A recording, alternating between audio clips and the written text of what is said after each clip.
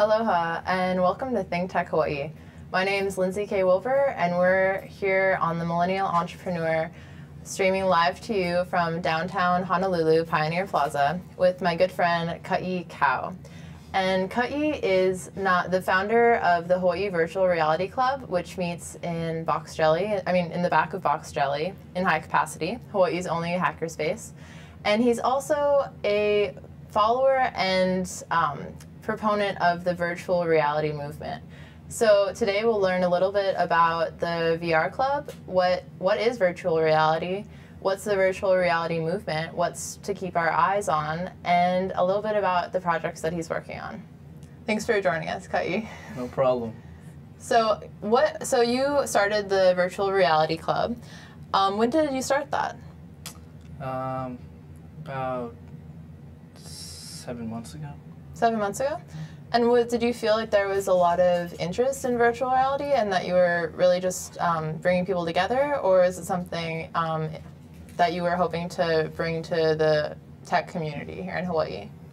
Well, so virtual reality is kind of something you need to experience to really understand what it is. So there's always interest when people try it and get to experience it for themselves. People always come away smiling. But I'm doing all I can to basically let people know that it even exists, because most people I tell about it, especially over the phone, don't understand what I'm saying. You know, I say, oh, you have this virtual reality headset, okay, that when you put it on, it's like you're looking through someone else's eyes. You get a full wide of view,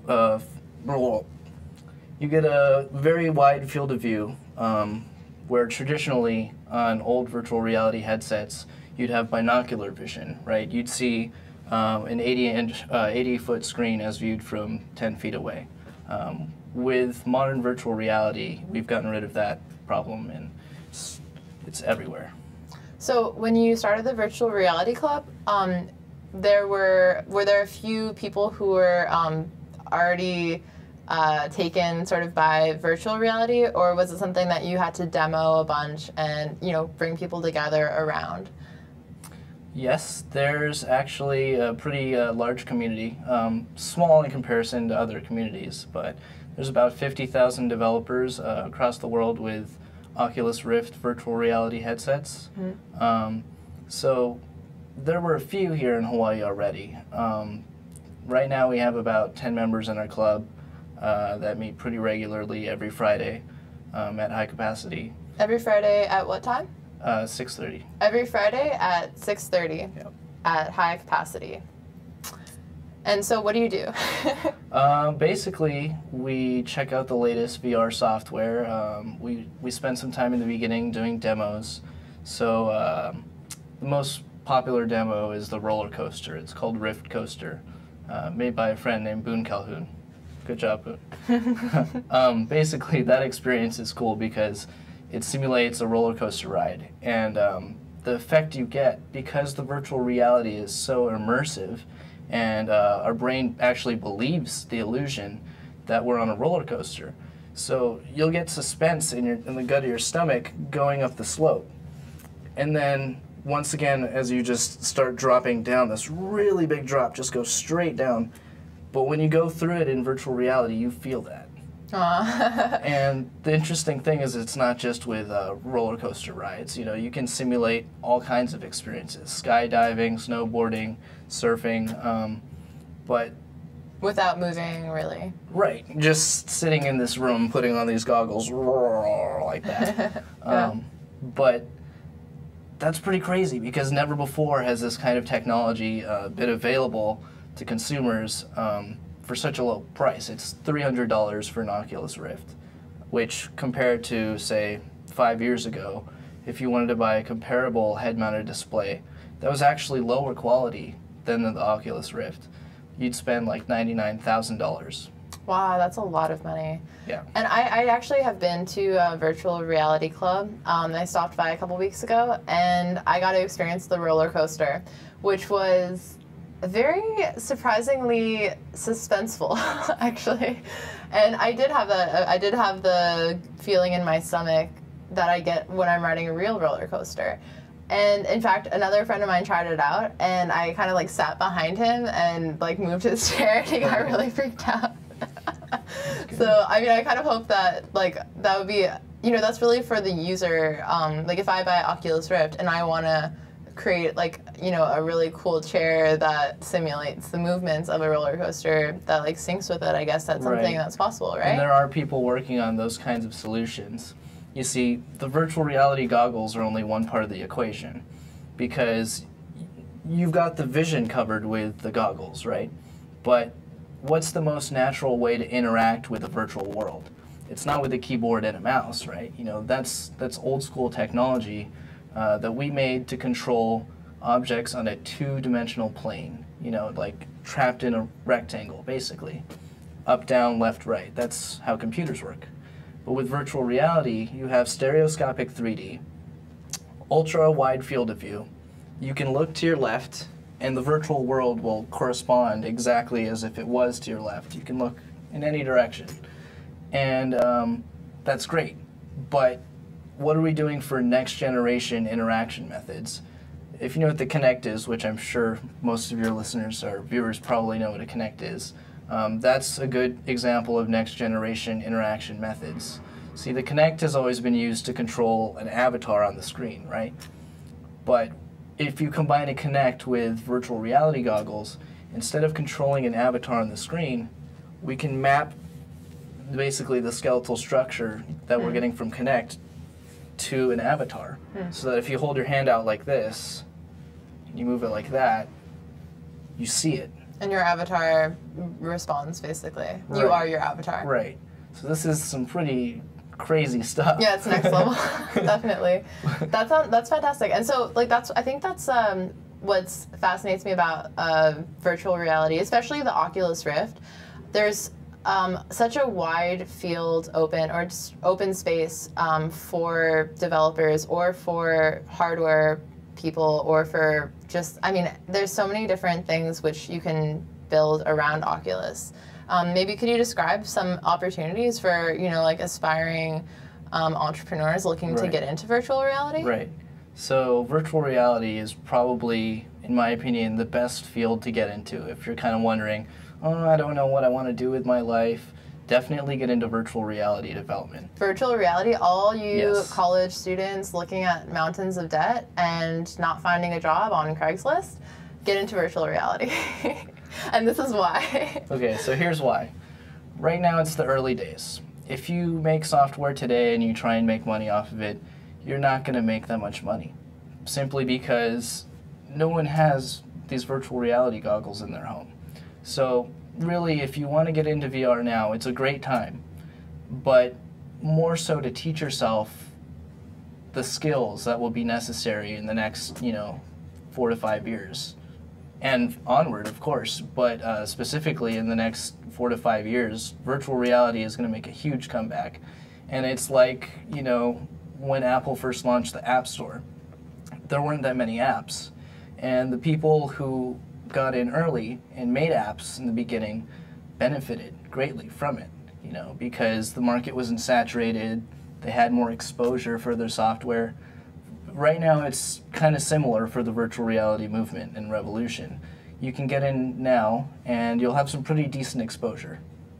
So what specifically would you say, so right now I'm thinking about the Oculus Rift as like this device, sort of like, I guess about this big, like put on your head, and it's open source. And so anybody can design something. So somebody developed the roller coaster app, right? So that would be an example of an app that one could develop. Or one where you're floating through outer space and like looking at the Earth. So you can do that one. Right. So here's the cool thing though, right? Is that the apps will only be limited by developers' imaginations. Like, this software is this technology is gonna change everything. You can write medical software. I recently had the pleasure of meeting a guy in Silicon Valley who is in charge of the company that made this game called Snow World.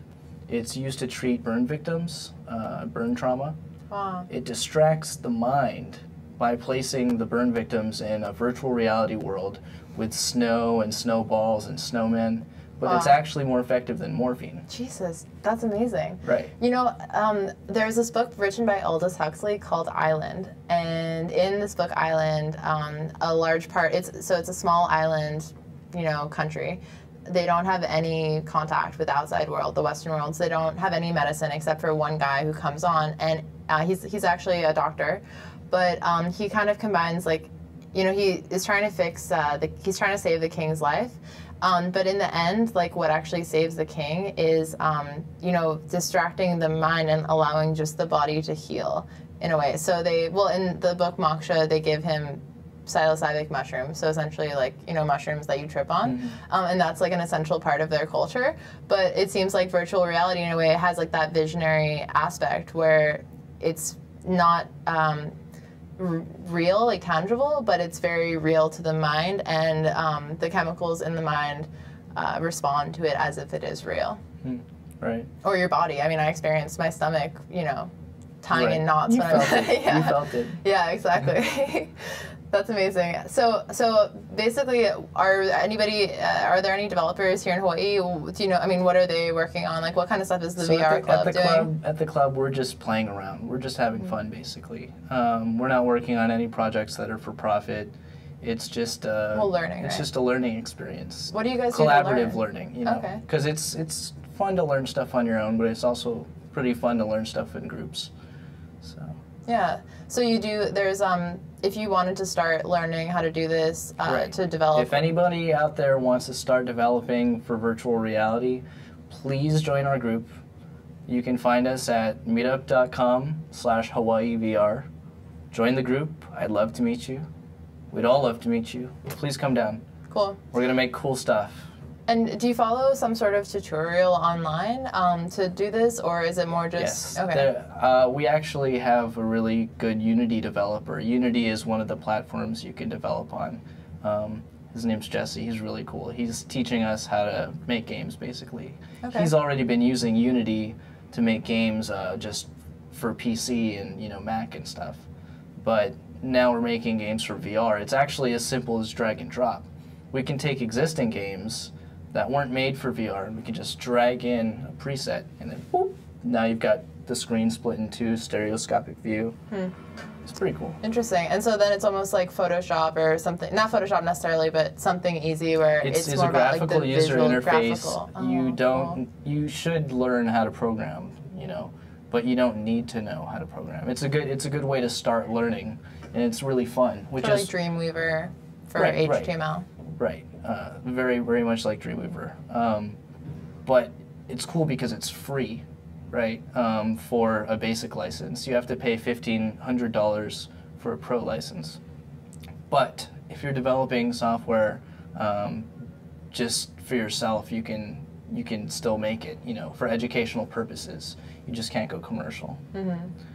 Okay, very interesting. Well, we're going to take a short break right now, but when we come back, we're going to talk a little bit more about the virtual reality movement outside of Hawaii and where Ka'i sees this going in the next 4 to 5 years.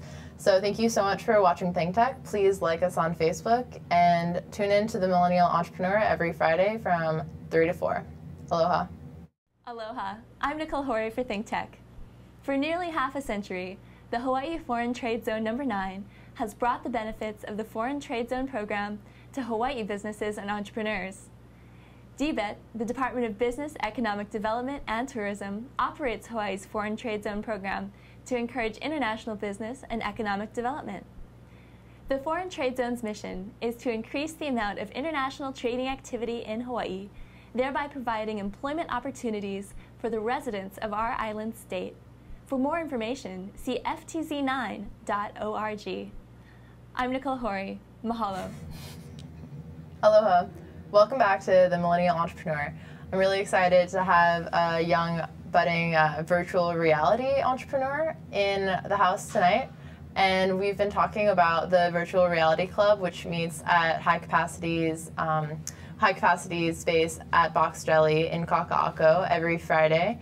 And they work on virtual reality, which is a movement only gaining speed in popularity and technological capabilities. So we're going to discuss a little bit more about what it is, what's going on at the epicenter of tech, Silicon Valley, and hear from Ka'i about his recent trip. So what did you see in Silicon Valley? What's up with virtual reality over there? So many cool things. There were about 300 people in a room, all watching several people give presentations on their software they've been working on.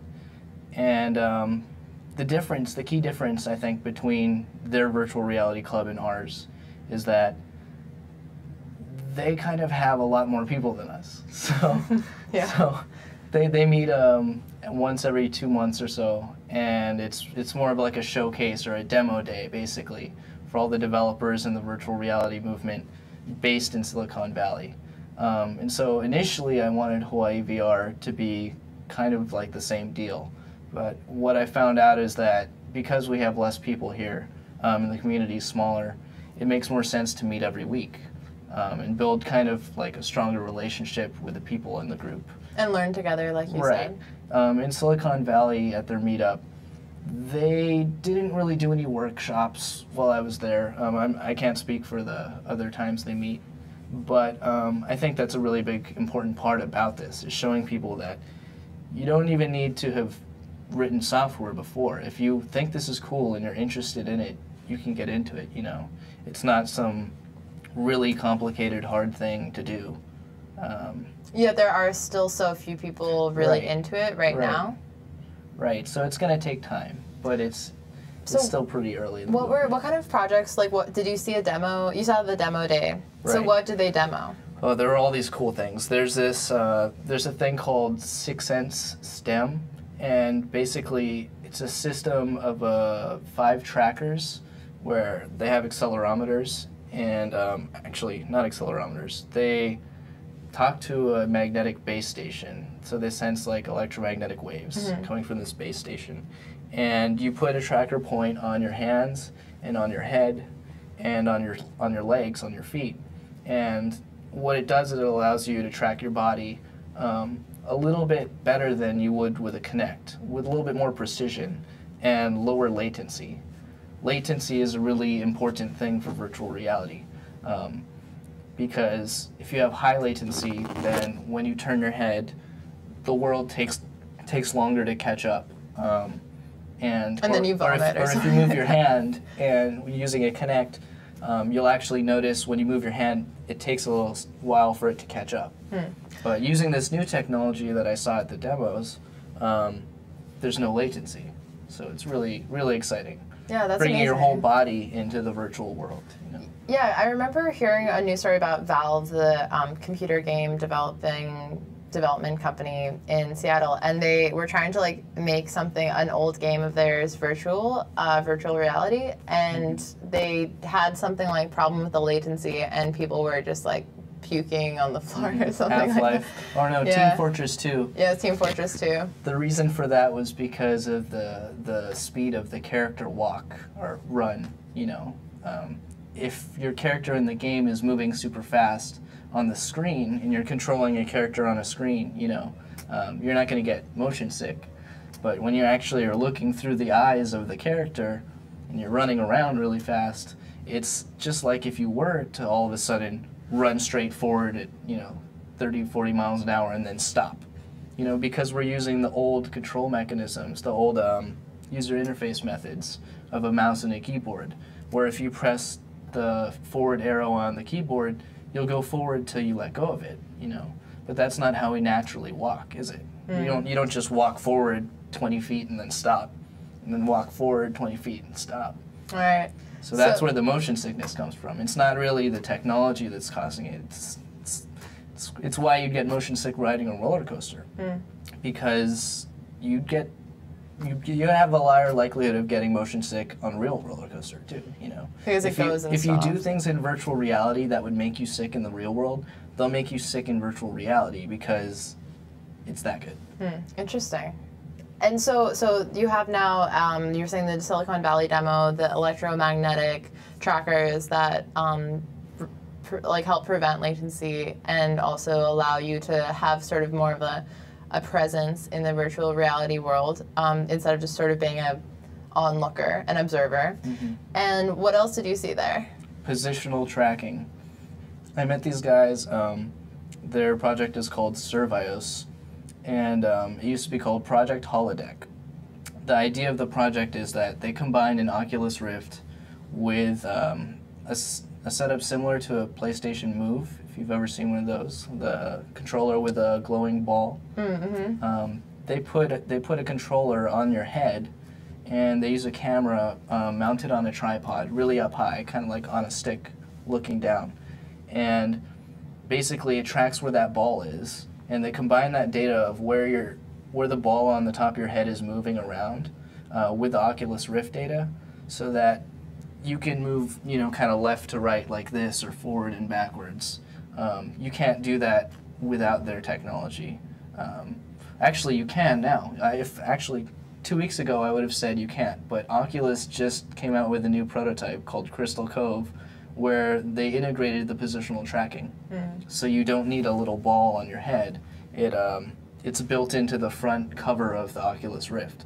They have, like, I don't know how many LEDs, but just a huge amount of LEDs, infrared LEDs on the outside, and then a camera. That way the camera can read the position of the Oculus Rift.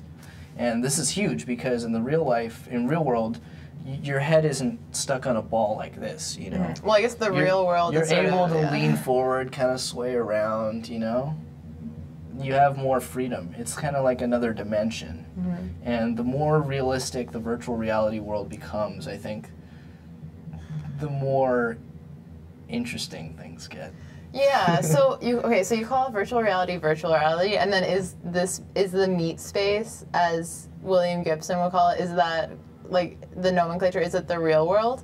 Or is it, because I almost want to say that virtual reality is the real world too, Like, what is the nomenclature on that? Like, how do you refer to, just out of curiosity? Like, what are the abbreviations, since we can't say IRL? Yeah, in real life, right? In VR, IVR? IVR versus IRL, something like that, yeah. IVRL? I guess it's up for the poets to really take the stand here and try to figure out what we should call all of these things. So you saw that, and then what other interesting things did you see? There's this guy who's working on a launcher, kind of like an app store / launching app, where you can basically put all your, download the apps through his app, all the software, VR software, kind of like an app store, basically, in simplest terms. This guy's made an app store for virtual reality, and that's pretty cool. Yeah, that's a huge help for all the young entrepreneurs wanting to work on so there's a place reality. for you to, sell your product if you make something. What's that called? It is called virtualreality.io. Virtualreality.io. So he took that domain. Yes, he did. Nice. And that's so interesting. And like, I guess in Silicon Valley, you have a lot of people working on like this hardware aspect of it. But I'm interested to hear a little bit more about the really important sort of like health medical applications, or the more like serious applications, I guess, outside of playing games and exploring new worlds and all of that, which is amazing. But so you're talking about the ice. What was it called again? Snow World. Snow World. For burn victims in hospitals. So that's pretty cool. The same guy who developed that also developed software that simulates war conditions. Like there's a Humvee simulator used to treat post-traumatic stress disorder of soldiers who basically were in an IED explosion or something like that. I don't want to speak too much about it because he knows way more, and I don't want to say the wrong thing about his product, but it's pretty cool. But going further than that, there's also this software called Diplopia that corrects lazy eye. Wow. So, yeah, the way that works is the lenses of the Oculus Rift or other virtual reality headsets to come out basically focus your eyes at infinity, looking straight out that way. To contrast this with looking at a computer screen, because the computer screen's so close to you, your eyes are kind of crossing a little bit to focus at it, and that's what creates the eye strain. So actually, virtual reality is less of a strain on your eyes than looking at a screen, a traditional screen. But this guy developed the software, and I'm glad he did, because it was only a matter of time, actually. The first implementation of the idea of curing lazy eye with virtual reality was actually a Tetris game, where they show one eye half of the game, and they show the right eye the pieces falling down. But basically, your brain needs to combine the two images and resolve it so that it turns into one image. And that's how the treatment works. And was that actually done by Tetris, the company? No, I don't think so. Okay, that's too bad. I mean, that'd be great for their intellectual property, definitely. And that seems like it might be, you know, the future of a lot of different kinds of games and sports as well. You know, now we have a lot of head trauma, you know, news coming from not only hockey but the National Football League as well, and it makes you wonder if you can sort of feel these emotions, and you know, if we will be able to, you know, really use our bodies or be immersed in this. Maybe there's a less violent way to express this innate human need for sportsmanship and culture, or like, you know, these different very basic needs that you know, maybe we haven't thought of fulfilling with VR. I mean, I guess when I think of virtual reality, I don't really immediately think, oh, burn victims or lazy eye or all of these different applications. Think about it like this. Don't think of it as one application. Or a few applications. Think about it as the ultimate medium where there are no limits eventually, because we can simulate any real-world objects or places or experiences. You know, at a certain point, we're going to be able to simulate a lot of things. Imagine in school, right, education, instead of telling kids to read a few chapters of a history book, everyone can put on these goggles and walk around Rome as if it didn't fall, like with people walking around it, and like being able to learn hands-on in a virtual reality experience. I think that's going to be really cool. And it's not like there's only one of those. You could do that for so many things. Anything where you want to recreate a moment, even in the past or even in the future, you know, or you can change your scale so you can import, you know, an animation of someone's body that you scan in using, you know, scanning technology, 3D import of their body that you can zoom in and out and like kind of look around. I mean, there's NASA who's using it to control robots. I'm sure the porn industry is all over it. Basically, I could go on and on and on and on and on and on and on and on and on and on and on. And this would be great for astronauts as well, because you know, astronauts get depressed. They like want to be with their families. They want to like experience things on Earth that you just can't have in space.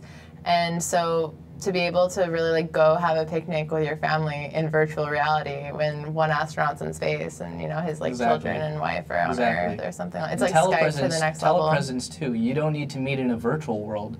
Very shortly, we'll have 360-degree video cameras that are high enough quality that when you import them into virtual reality, it looks like you're looking through the eyes of someone there.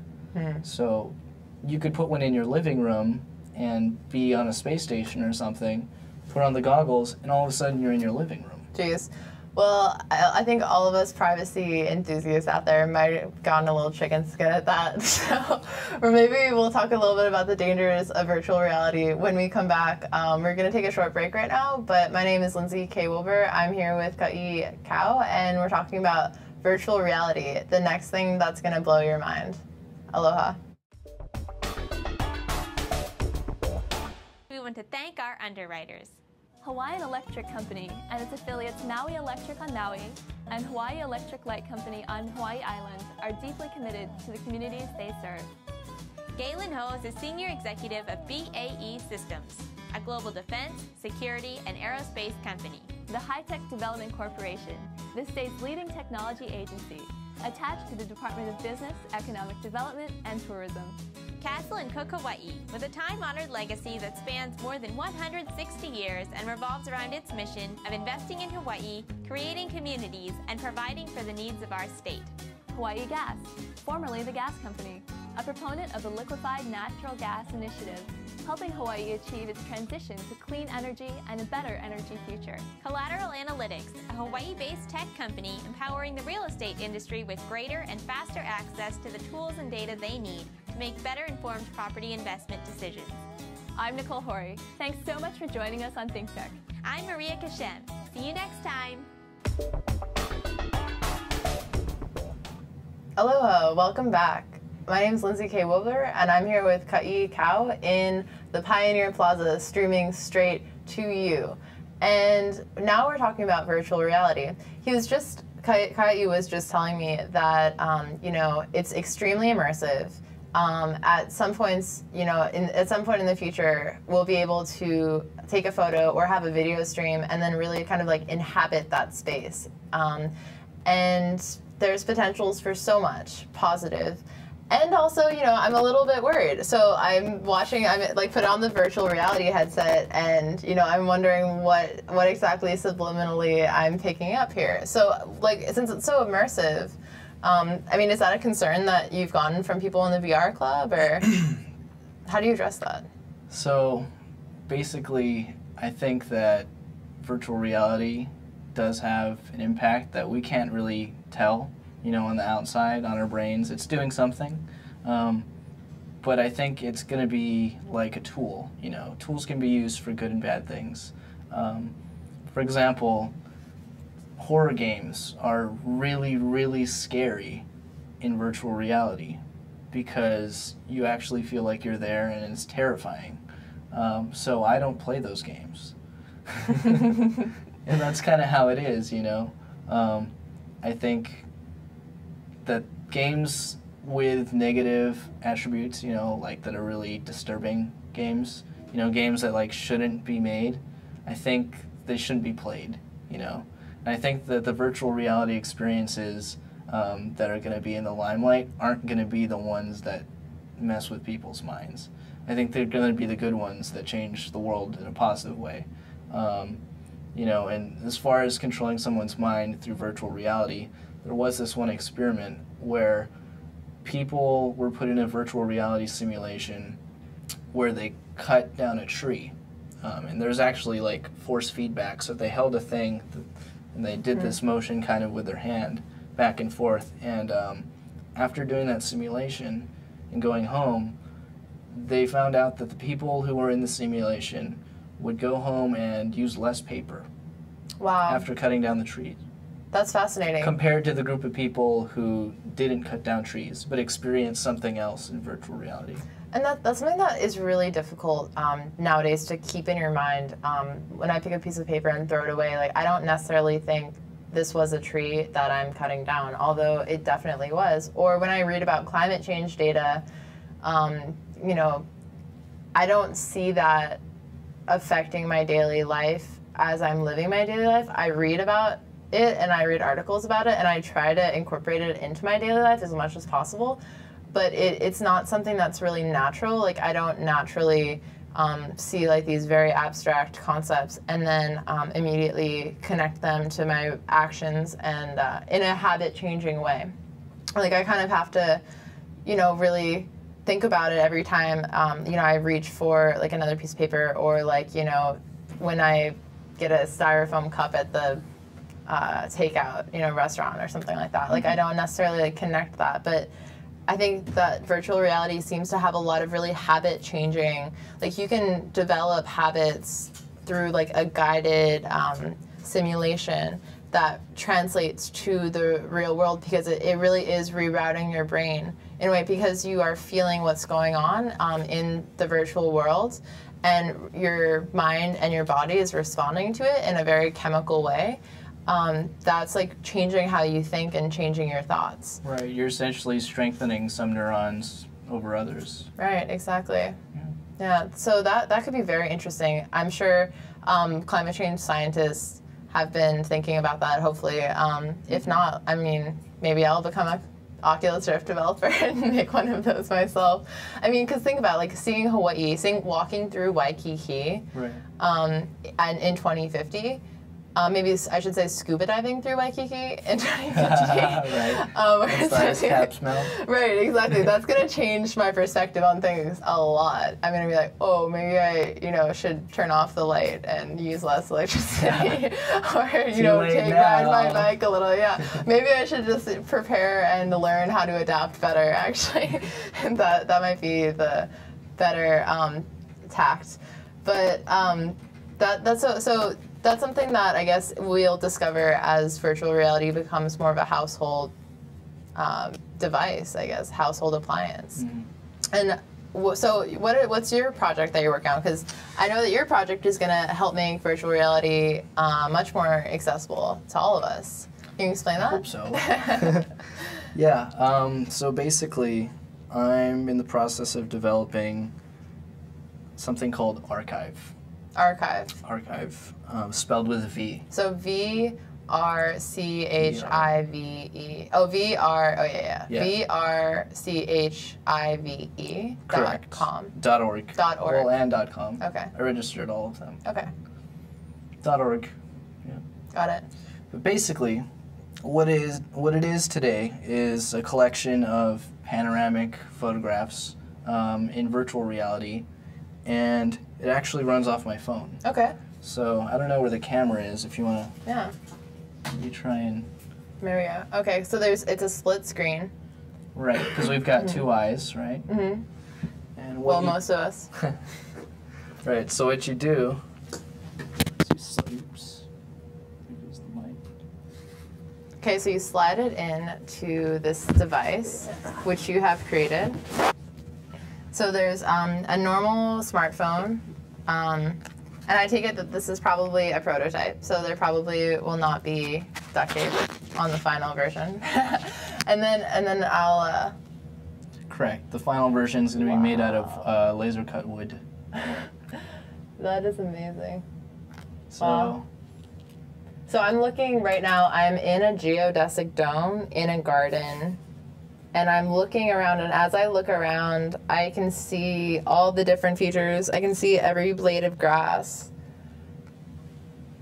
And it feels like I'm laying in this geodesic dome right here. Wow. That's amazing.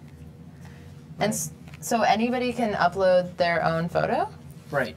So it's, I hate to say this because everyone always say this, but it's kind of like YouTube. Okay. In the sense that it's a place for people to upload content. The site is completely generated by users, so I haven't uploaded any images of my own. I'm still working on getting a camera. I'd like to get the throwable ball camera. Yeah, it's a throwable ball. So there's, how many cameras are on it? 36. There's 36 cameras, and you take this ball and you just throw it in the air. You throw it up in the air, and then when it reaches the apex, it takes a picture in all directions with the 36 cameras.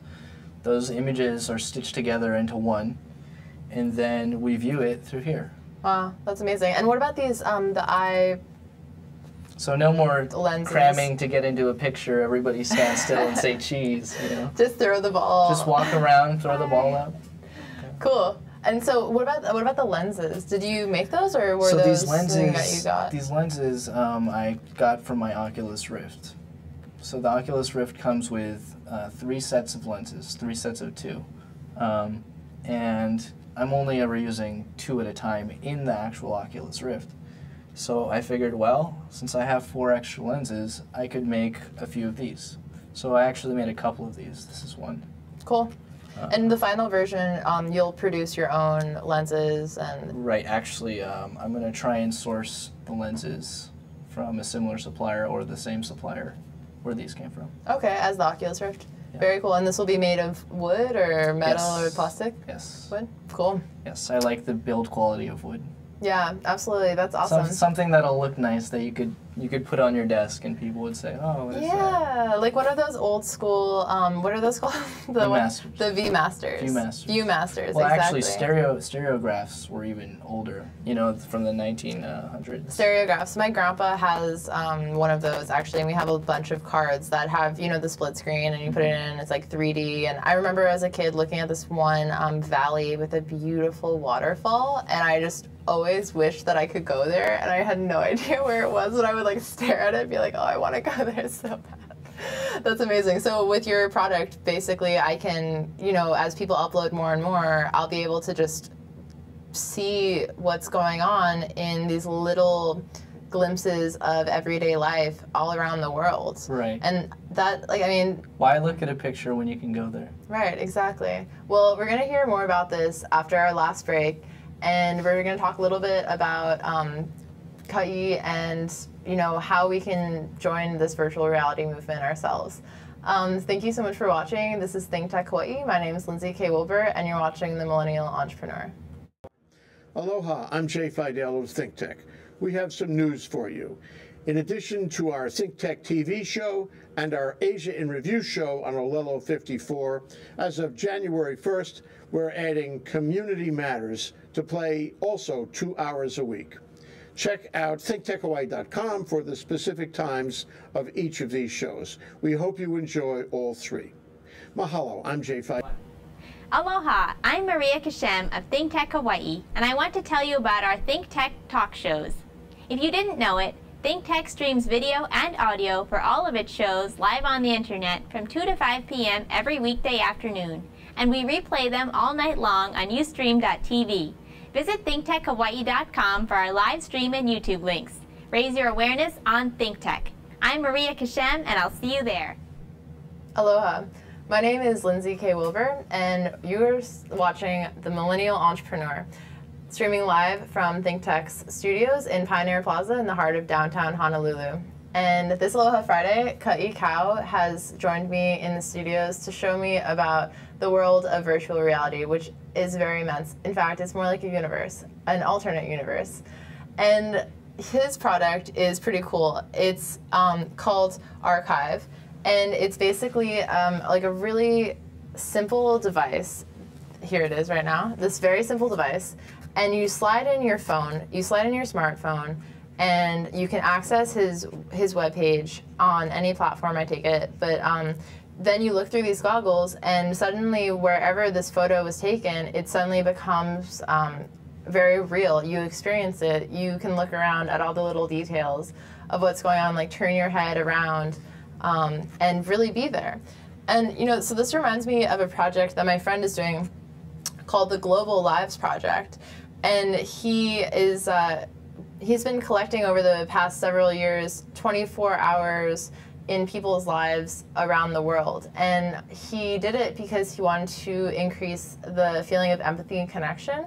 In this globalized world, it almost is a new habit to learn to think about the local and also the global, and have that, maintain that connection, and realize that our actions now are impacting people all around the world.